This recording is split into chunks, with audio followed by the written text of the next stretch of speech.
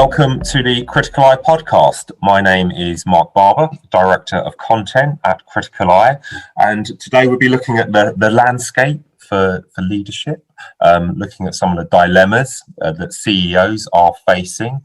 Delighted to have Criticaleye CEO Matthew Blagg with me today to discuss this.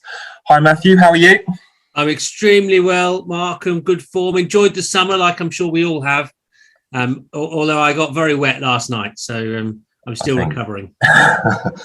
Do you feel rested and reset, Matthew, for the autumn push? I certainly feel as rested as I could be with having a 3-year-old, and I don't think you ever feel rested with a 3-year-old.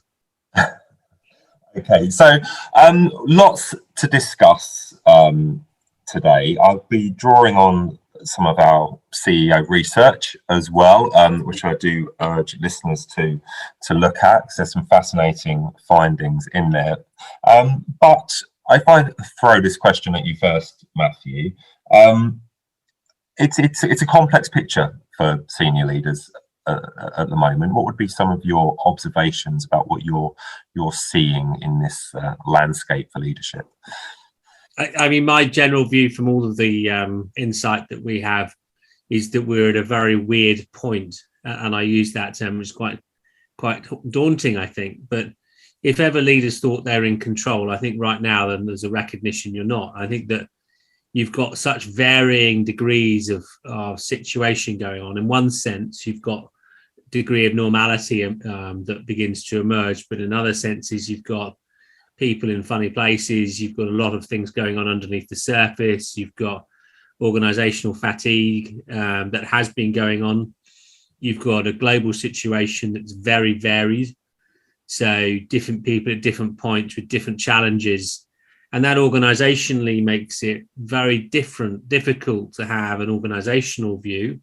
Mm-hmm. And I think that puts a huge amount of pressure on leadership teams at a point when I think they're a little bit tired. And I think we're also at a point when there is pressure coming from those core stakeholders, whether that's government, shareholders, or the board itself. So I think it's a really interesting point in the journey. And I think predictability is still very hard. And I think that's one of the core things for a CEO when your role is to set the pace. I think setting the pace is still a dark art right now. And that makes it, I think, very, very difficult for CEOs.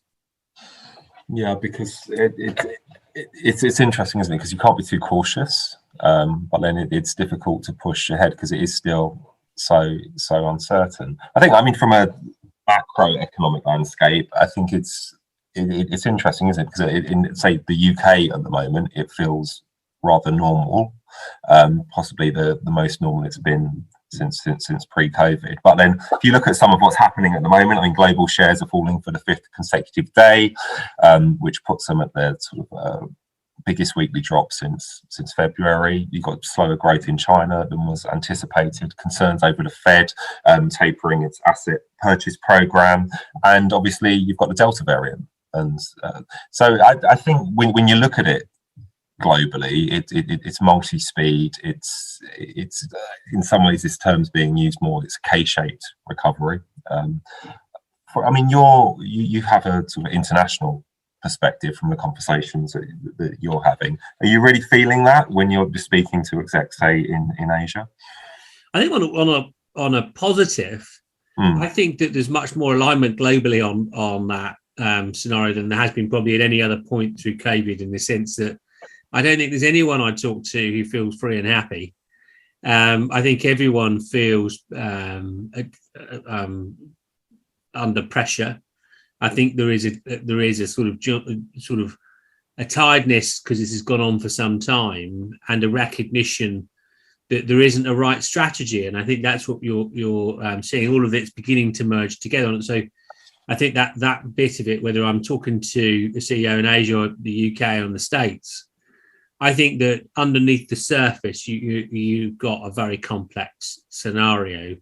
And I think even the most positive CEOs have a degree of confidence that isn't built on strong evidence, but is built on bravado. And I think that's quite hard and does mean that they're exposed. And you can feel that there is a rawness about leadership at the moment. Yeah. The word agility has been used throughout this pandemic, and clearly it was being talked about before as well. But in our research across the HRDs, CEOs, it's identified as the number one area of change within their organisations. This needs to be more agile, and I know at our forthcoming NED forum you're going to be talking about this in a session. What do you think this word agility means at this particular point for organisations? Well, I think that the point around agility is obviously about being able to adjust and take advantage and move fast. I think that you've got to, though, link that to resilience and culture. And I think that the point within it is, I think, yes, you've got to have agility, but you've got to have resilience and you've got to have a forward culture. And I think that combination at the moment is really tricky. And for CEOs and leadership teams to get the balance right between pushing and being more agile, but also making sure that you have the resilience, and whether that's people or structures and processes, because there is a danger in this, and we're seeing that come across, where you're pushing a very agile scenario, but actually the people and processes are lagging behind that. And I think pace is really, really key at the moment. And I think for CEOs, making sure you don't go too fast. I think you can become very, very, very unstuck in this environment if you get that pace wrong. So you've got to be just at the right point, pushing the agility, pushing the speed, but making sure that you get that balance right. That really brings in the board, doesn't it? At this juncture, again, that relationship between the CEO and chair, that has to be absolutely spot on at the moment, doesn't it? And aligned. Well, I think alignment is always a key component. And again, I think we've come from a period where there was general alignment. I think there is more discord now, because I think there's more variables. There's more questions about that pace. There's more complexity around it. And so I think that we're at a particularly interesting point where I think that boards can be too disconnected to the organization operationally. Conversely, they can have leaders who are not as connected as they should be, and too much in the data. And I think that as there is more movement, but there isn't much global movement, you've got sort of degrees of insight, but not of the depth that you would like. And I think that makes the conversations between the board and the executive tasty and not easy. Yeah, I mean, it's been discussed before, but this idea that one of the frustrations I'm hearing from CEOs is that they wish that the board could be faster in supporting decision making. And again, in the research that we conducted, it was the board that was identified as the most challenging internal stakeholder. But again, I guess it's just trying to push the agenda and have those frank conversations. Well, I think on a positive, there is more and more board, whether that's operational or non-executive, meeting in person. Yeah. And I think that openness and trust, there are more strategy reviews going in person. So there's no question that is positive. It's massively needed. I think it is, that alignment around the table, both non-executive, executive, and the linkage with risk, is just so key to get right. And we're just at a really interesting point in conjecture. Data flows are from very weird data points. I mean, there's not many CEOs who really can talk about landscape with confidence, because behaviours are still impacted. It's customers, isn't it? That's the big thing. It's like, what's your customer behaviour? What's going to return to normal?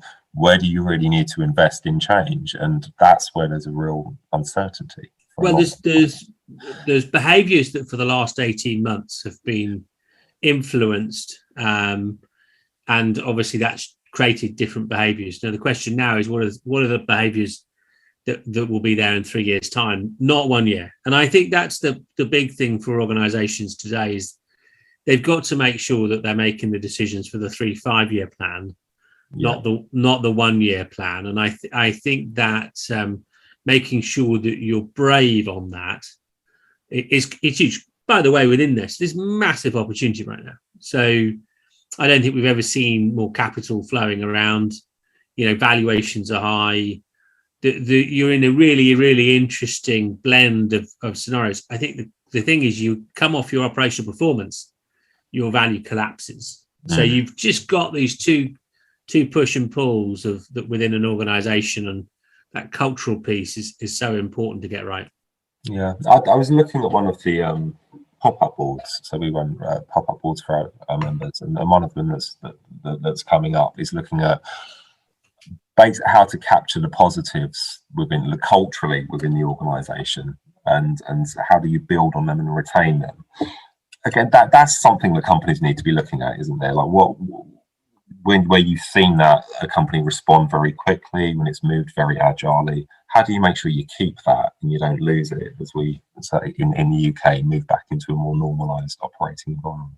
I think that's the global bit. There's no question that the people agenda is fundamental, and the organisations that have a thriving culture and a performance-based culture within that emerge in an incredible way. And I think that's where you generally will have seen more dynamic leadership, more commitment to decision-making, more consistency around some of the themes that have gone. And I think where I see more challenge is where you've got more inconsistency behaviourally, where they're effectively, and I think where you then get into this big challenge about working practices where actually there's more inconsistency across the leadership team. And I'm hearing that quite a lot with CEOs around difference of opinion in their leadership team around decisions on that hybrid working place. And I think that's a real barrier for organizations. Yeah. You've got to have alignment to those calls, and you've got to buy into them, and collective agreement is essential in the exco. And if it's not there on the exco, it's going to cascade down into the organization and cause real impact. Yeah, absolutely. I mean, for the CEO situation, I guess I think when we've spoken previously, we mentioned that you would have seen maybe more CEOs being removed during this period. Is that happening in your view, or do you think our board's being more supportive than perhaps we anticipated? I think you're seeing a lot of change. I think it's two ways. I think that the leaders are deciding that now's the time to leave in some ways, for lots of different reasons. We've been doing this for quite a while, and so it's a time to look at yourself. There's more executives going plural than I think I've ever seen in all my time in Criticaleye. And I think that's a real issue for organizations, because you're having executives stepping up into bigger roles before they would normally have done so. And again, that trend is absolutely going on. I think if we're really honest, it's not an easy time to be a CEO at the moment. You are hugely exposed. There is more conflict, and again, that puts pressure on individuals. And then I think for boards, I think it can be quite easy to look for new change. And so you've got all those things going on. And we're probably looking at different styles of leadership. I mean, there's no question that technology and information has swept through COVID. And so you are looking at organizations being more digitally enabled, and as such, the leadership style and context changing. Okay, and when you say that the style and context changing, could you give an example of kind of what you mean there? Yeah, I mean, I think that there has been a massive drive towards technology through this, whether that's pushing to robotics, whether it's AI improving things, and that shift does mean that you have, and you look for a different type of leadership capability where you can integrate more and align more from a technology perspective, and that there's no question that has accelerated. And so you're seeing more individuals who come through the technology route coming into the main CEO role. Okay.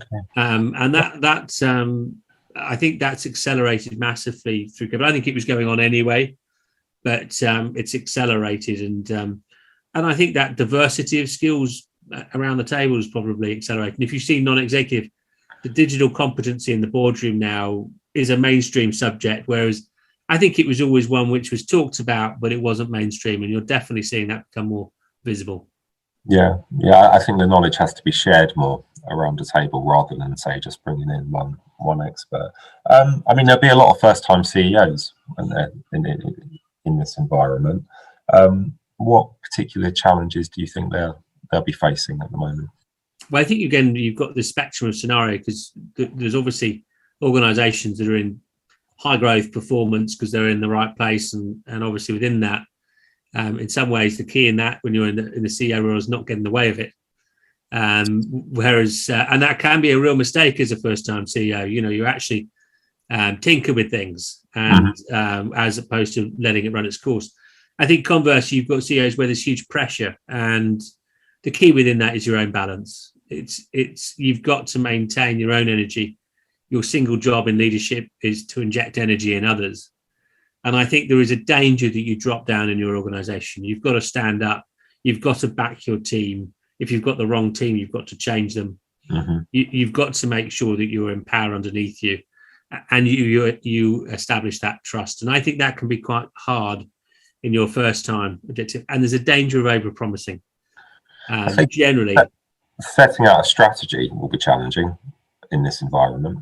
Setting out a strategy is challenging in one sense, but actually I don't know that it is, in the sense that, again, strong leaders are able to articulate a strategy that can flex, and but they're clear about that and concise, and they can get that across to their stakeholders. I think CEOs who don't have an ability to articulate the flex will find themselves in quite a tight position, because then when it doesn't quite work in the way that you thought about it, they'll be held accountable. So I think that... And what they can be clear on is the purpose of the organisation. They can be clear on the purpose, and I think they can be clear on the strategy and the flex around the strategy. I don't think shareholders are stupid. So the reality is that ambiguity, but making people aware of ambiguity, is achievable. I think that when you're not making them aware of the ambiguity, and then actually you underperform or things don't work out, I think that's poor. People have got to buy into the 3 to 5 year position, not the 1 year position. So the big mistake for a first-time CEO is they deliver on the first year numbers, but they don't deliver against the 3 to 5 year plan. You've always got a honeymoon period. Your first year, you're not accountable. So that would be the mistake that I would see a first-time CEO making now, is trying to deliver on today's plan, as opposed to setting out where we're going to be in 3 to 5 years. Not how we get there, but making sure by the end of the year you can build that journey. Okay. On a more personal level, for CEOs, I mean, we've been asking this question about do you feel isolated in your role as a CEO? The last time we asked it was 72%, which was 14% higher than the time before. Again, that's it's. I mean, it's much higher, much higher than when we ever asked it before. And I don't think it's just about remote working and working at home. I think this is something more sort of existential about what it's like to be in leadership at present. Your thoughts on that? Well, I'll go back to my original comment about weirdness. I think that it is weird. And, you know, normally to a certain extent, CEOs by its very nature is like control freaks and feel they are generally in control. I think you scratch the surface of most CEOs and there's a recognition they're not. And, you know, normally when I sit down with someone, about question 3 now, there's a discussion about the weirdness. Question 1 is very much, the world's great. 2 is, well, maybe these things are happening. The third one is, it's weird. And that's true. And I think that means when your job is to provide people and give people trust, you know, when you've got this really mixed stuff going on, and I think, again, you pick up any stone in any organization, you've got massively complex, contradictory things. Wellness is a real issue. You've got reorganizational elements. You've got degrees of in-person, not in-person. Rhythm that is so important for any organization is variable. It's just, so it's weird. And I think that, you know, that's true pretty well across the board. I think that's the key point that you just mentioned there. You're trying to set the rhythm of the organization, and that is very difficult at present. It's difficult, and I think you've got to hold ground and you've got to believe that you're in the right place. It's a bit like being in a storm as a sailor. You've got the compass saying you're in a certain place and you can't see anything. It's pretty murky, and there are some big waves crashing into you. Now, the reality of that is any sailor who's been in that situation, knows that you've got to sit there and get your way through it, and even, however uncomfortable it is, but that you're not in control at that point. And I think that's true where we are in the leadership agenda. There's a point when you've got to stay at the tiller. You've got to be seen to be leading, even though you don't know where all the moving parts are. You've got to give confidence to those around you and give everyone the belief that you'll get them to the other side, because absolutely people will follow you through that. And that's the key within this. It's probably much more about followership than leadership in this environment. If you're able to create the culture around you of belief in an uncertain world, that followership is so powerful. Yeah. Basically, an openness and receptiveness to new ideas as well, and being able to seek inspiration from new areas is vital as well in this environment, isn't it? I think it's vital, and I would say that that's probably the sort of innovation has benefited, accelerated things in COVID. To a certain extent, there was lots of things we're doing now that we've been forced to do, but by its very nature, you then realise that actually there's an opportunity. And I think that's the really exciting bit. There's no question in all of that weirdness doesn't mean it's bad. And I think within that there's real opportunity and excitement in there as well. I mean, everything is evolving and changing. And so there's also this really exciting time in a leadership perspective. I've always felt that leaders should, go in because actually they want things to be a bit spiky. They want it to be a bit difficult. And I actually think that's key at the moment. You should be thriving as a CEO. You might be lonely, you might be isolated, but you should be loving it. And if you're not loving it, you need the right support around you. Well, I think in some organisations, it's fine where there may have been some cultural resistance to putting some sort of bigger structural changes through. You've now got a license to be able to do it, and so you can make more of an imprint, if you like, on the organisation. That's the exciting bit that you've got at the moment. Huge opportunities to really build something special. But I think that within that, you've got to make sure that you've got a really clear integrated business. And I do think that what you are beginning to see is certain things where the management structures aren't aligned to the leadership structure. And for me, that's where I think you've got a real challenge at the moment to make sure leaders and managers are really aligned. Okay, can you build out on that point, or when you say they're not aligned, in what sense, and what are some of the repercussions of that? Well, I think again we've gone through this very fluid environment where, to a certain extent, all the normal performance metrics were blown out of the water and have been, and quite rightly. But now they're coming back, and you've then got managers being tasked with certain things. Well, they haven't necessarily got the support structure around them that they would have had before.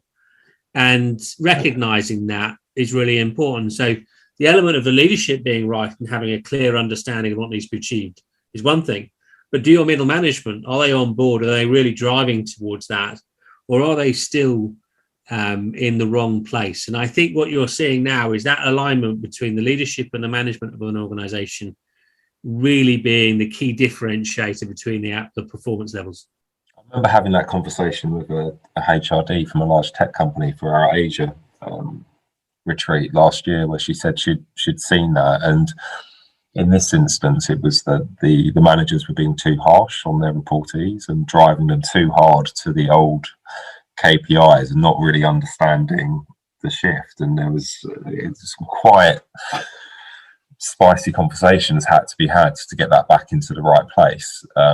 But like you said, I mean, from one side, you can sympathise with the managers as well. But it's it's having that communication and clarity around what you're asking people to do when the context changes. Well, and also you've got, and again, each organisation is a different place, but you've got organisations that have had very strong group controls, where they are now breaking down, and they're pushing now a more local leadership capability.